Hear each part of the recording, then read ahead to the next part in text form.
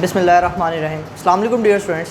10th class की chemistry का chapter number 1 हम लोगों ने स्टार्ट किया हुआ है, जिसके 8 लेक्चर्स हो चुके हैं। आज हम लोग अपना 9th लेक्चर स्टार्ट करेंगे। 8 लेक्चर के अंदर हम लोगों ने importance of the equilibrium constant के बारे में पढ़ा था। तो उसके हम लोगों ने आगे 2 पार्ट्स किए थे कि फ़र्स्ट जो था वो predicting of direction of reaction, यानी रिएक्शन की जो डायरेक्शन है उसको प्रिडिक्ट करना, उसके बारे में। ये जो हमारा लेक्चर नंबर 8 था। आज हम लोग लेक्चर नंबर 9 के अंदर predicting extent of the reaction के बारे में पढ़ेंगे। रिएक्शन की हद की पेशगोई करना, यानी रिएक्शन किस हद तक कंप्लीट हुआ है। अब हद से मुराद क्या है? हद से मुराद ये है कि किस हद तक जो रिएक्टेंट्स हैं वो प्रोडक्ट्स में कन्वर्ट हुए हैं, यानी रिएक्टेंट्स कितने प्रोडक्ट्स में कन्वर्ट हुए हैं, इसको हम लोग क्या कहते हैं? रिएक्शन की हद कहते हैं। और रिएक्शन की हद की जो पेशगोई है या प्रिडिक्शन जो है, उसको हम लोग किसके ज़रिए प्रिडिक्ट कर सकते हैं?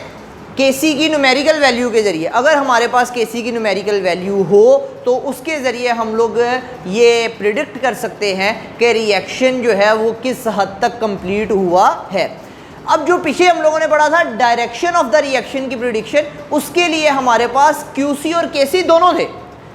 वहाँ पे हमें क्यूसी भी चाहिए था और केसी भी चाहिए था, लेकिन यहाँ पर हम लोग सिर्फ केसी की वैल्यू के ज़रिए एक्सटेंट ऑफ द रिएक्शन को क्या कर सकते हैं? प्रिडिक्ट कर सकते हैं। इन दोनों को आप लोगों ने मिक्सअप नहीं करना, ये दो अलग अलग चीज़ें।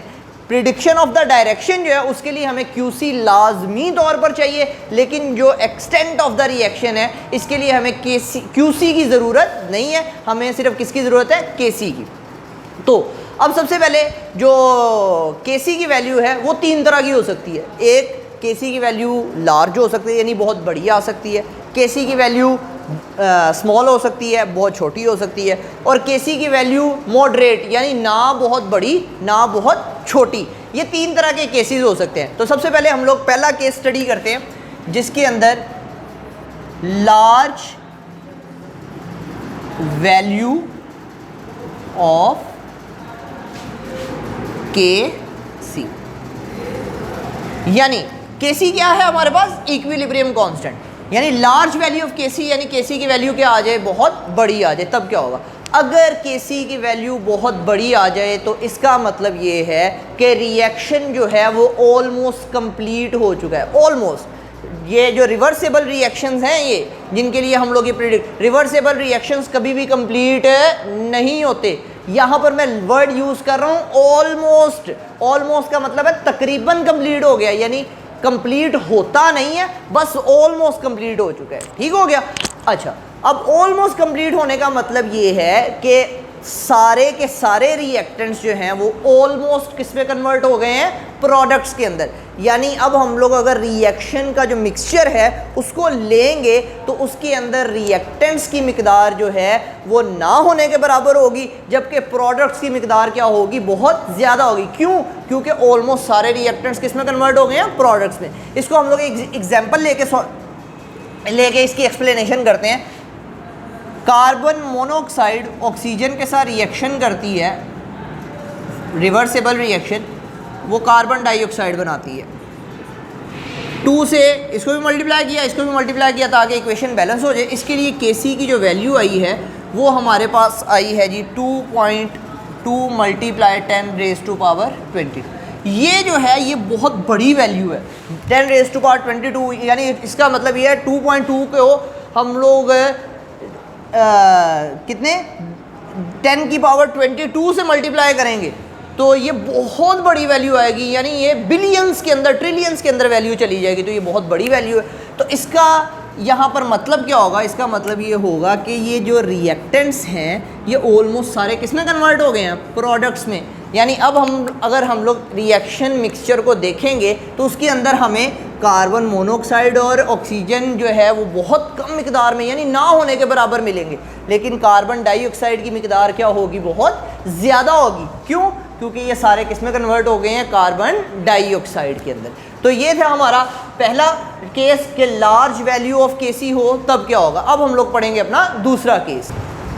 दूसरा केस जो है वो हमारे पास वो ये है, पहला था लार्ज वैल्यू ऑफ केसी, दूसरा है स्मॉल वैल्यू ऑफ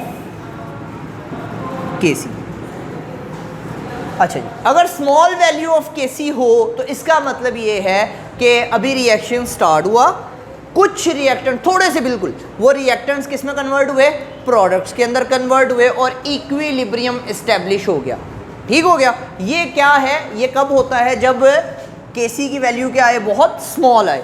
इस सूरत में अब थोड़े से रिएक्टेंट्स किस में कन्वर्ट हुए हैं, प्रोडक्ट्स में, तो यानी प्रोडक्ट्स की मिकदार क्या होगी, बहुत कम होगी। रिएक्टेंट्स तो कन्वर्ट हुए ही नहीं, बहुत थोड़े से हुए हैं, इसलिए रिएक्टेंट्स की मिकदार क्या होगी, बहुत ज़्यादा होगी। एक एग्जांपल इसके लिए भी हम लोग लेते हैं, NH3 ये डीकम्पोज होता है N2 प्लस H2 नाइट्रोजन और हाइड्रोजन में। तो बैलेंस करने के लिए इसको भी 2 से मल्टीप्लाई करें, इसको 3 से मल्टीप्लाई करें, इक्वेशन बैलेंस होगी। इसके लिए जो Kc की वैल्यू है हमारे पास वो आती है 3.0 मल्टीप्लाई 10⁻⁻�9। तो ये जो वैल्यू है ये बहुत ज़्यादा क्या है, छोटी है। अगर हम लोग इसको जनरल न्यूटेशन में कन्वर्ट करें, ये आती है कुछ 0.000003 के करीब आती है, जो कि एक बहुत छोटी वैल्यू। अब जब छोटी वैल्यू आई है, इसका मतलब ये है, इस रिएक्शन के ज़रिए एक्सप्लेन करते हैं कि NH3 अभी कन्वर्ट होना शुरू हुआ था, थोड़ा सा कन्वर्ट हुआ था किसमें, नाइट्रोजन और हाइड्रोजन में। अभी थोड़ा सा कन्वर्ट हुआ ही था कि इक्विलिब्रियम एस्टेब्लिश हो गया। इसका मतलब ये है कि हमारे पास NH3 की मिकदार क्या है, बहुत ज़्यादा है, जबकि नाइट्रोजन बहुत कम मिकदार में है और हाइड्रोजन भी हमारे पास बहुत कम मिकदार में। तो ऐसे जो रिएक्शंस होते हैं ये शुरू में ही किस में कन्वर्ट हो जाते हैं, इक्विलिब्रियम की हालत में चले जाते हैं, इक्विलिब्रियम में कन्वर्ट हो जाते हैं। अब हमारा जो तीसरा केस है हम लोग उसको स्टडी करते हैं। तीसरा केस जो है हमारा, पहला था लार्ज वैल्यू, दूसरा था स्मॉल, और तीसरा हमारे पास आ जाएगा moderate value of Kc। Moderate value of Kc, moderate का मतलब है ना बहुत बड़ी वैल्यू ना ही बहुत छोटी वैल्यू। तो जब इस तरह की सिचुएशन हो कि वैल्यू Kc की ना बहुत बड़ी आए ना बहुत छोटी आए, तो इस तरह की सिचुएशन में जो रिएक्शन मिक्सचर होता है उसमें जो रिएक्टेंट्स और प्रोडक्ट्स की मिकदारें होती हैं वो कंपेरेबल होती हैं, बराबर नहीं होती। बराबर का लफ्ज़ आप यूज़ नहीं कर सकते, ठीक है, बराबर नहीं है, कंपेरेबल है, यानी तकरीबन एक दूसरे के आसपास ही हैं। यानी अगर जो रिएक्टेंट्स है वो 47% है तो प्रोडक्ट्स 53% है, ये कंपेरेबल है। रिएक्टेंट्स और प्रोडक्ट्स ना ही बहुत कम मिकदार में होते हैं ना ही बहुत ज़्यादा मिकदार में, ये मॉडरेट वैल्यू तक आते हैं।